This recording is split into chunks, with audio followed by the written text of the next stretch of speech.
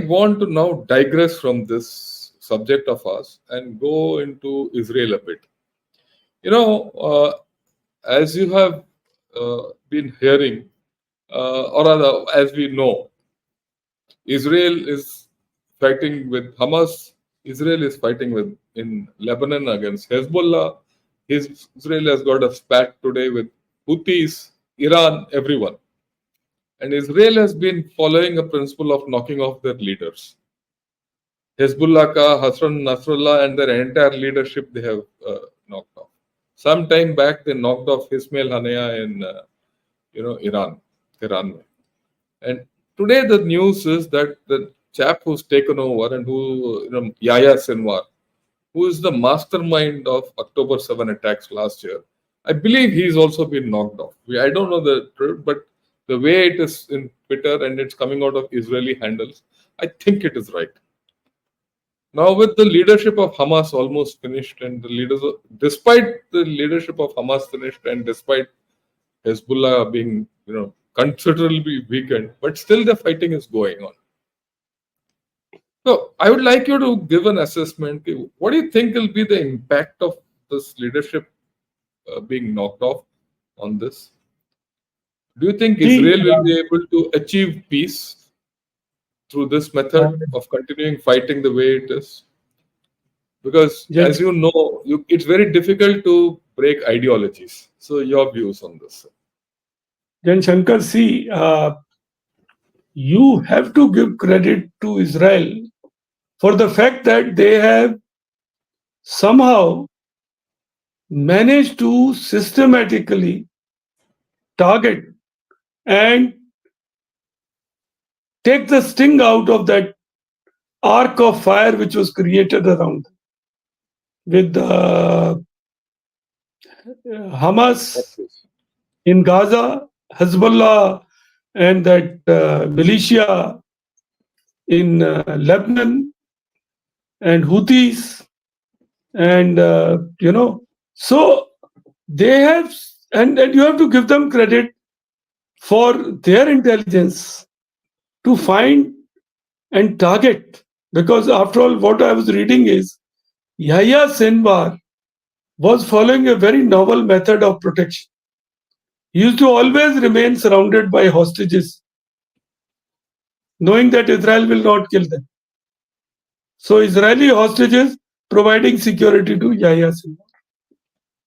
He had advertised this. I don't know how much he followed, but this was put out that if you kill him, you will also kill a couple of your own guys who are hostages with them. So, but while I feel for the fact that what Iran did was not correct, you can't terrorize a population by creating this kind of ring. Initially, I also used to be a votary for, Israel to pause, halt, and not do anything.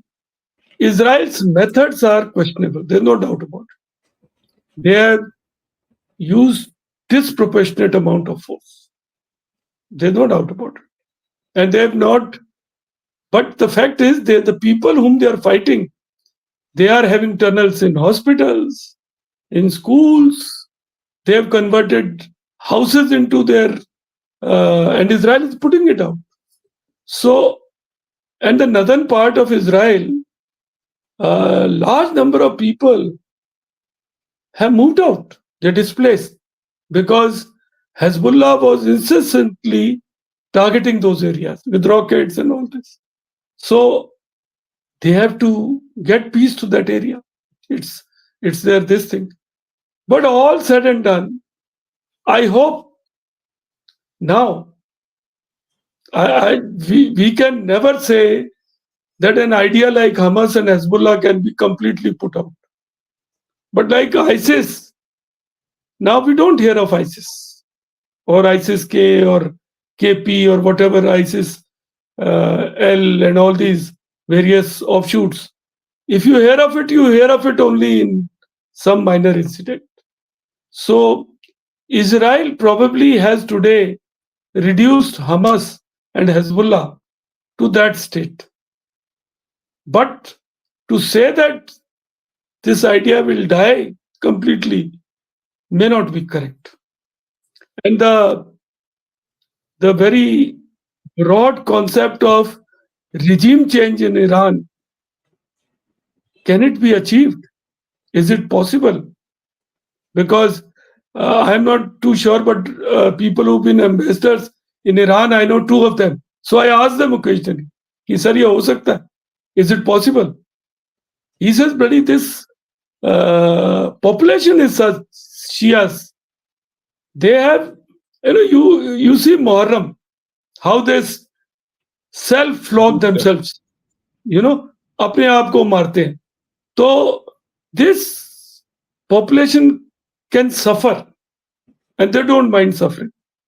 So one doesn't know what is the proportion of sensible people in Iran and these radicalized people, because Western media says that it's ripe for a revolution wherein the Khamenei will be thrown out and moderate elements will take over. But I hope America does it carefully, because our experience of regime change has not been correct, has not been good. You change Shah of Iran and you got this character in. You throw out Saddam and you gave it to Iranian soldiers. In Libya, you threw out Gaddafi and you have more radical people. In Afghanistan, you threw out those communists and you handed over to these bloody Taliban. Sorry, I am sorry to use this word, but they are a government now. So the fact is, I hope they do it correctly if they're doing it. But I myself very confused, viewers, and I share your concern also. We all want this war to come to some kind of a halt. We all want some kind of acceptance of two-state solution. We also want that nobody should create organizations like Hamas and Hezbollah and Houthis, which can, paralyze, terrorize people. So, but Israel, in my perception, has achieved a peace for at least 5-6 years. Beyond that, we don't know how the game is played out. But they have taken away the capability of these forces to do anything worthwhile to them. This is my reading of it. And I, like you, I hope that after the American presidential election, something happens and they come to some kind of a agreement, some kind of, and because they also deserve peace. Israel has suffered a hell of a lot, and Palestinians have suffered disproportionately. Yeah. Yeah, I think you put everything in the right perspective. I just want to add that the Israelis are in some manner running against time, as you mentioned about the election, because depending on the election outcome and who's going to be in the become the president of USA,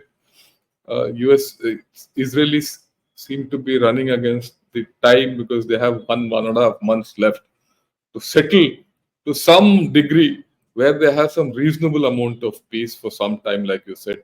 Otherwise, we'll see where this thing goes, and we'll keep analyzing this as we go along. So, with your permission, I'll take a few questions. I know it's a little delayed, but I'll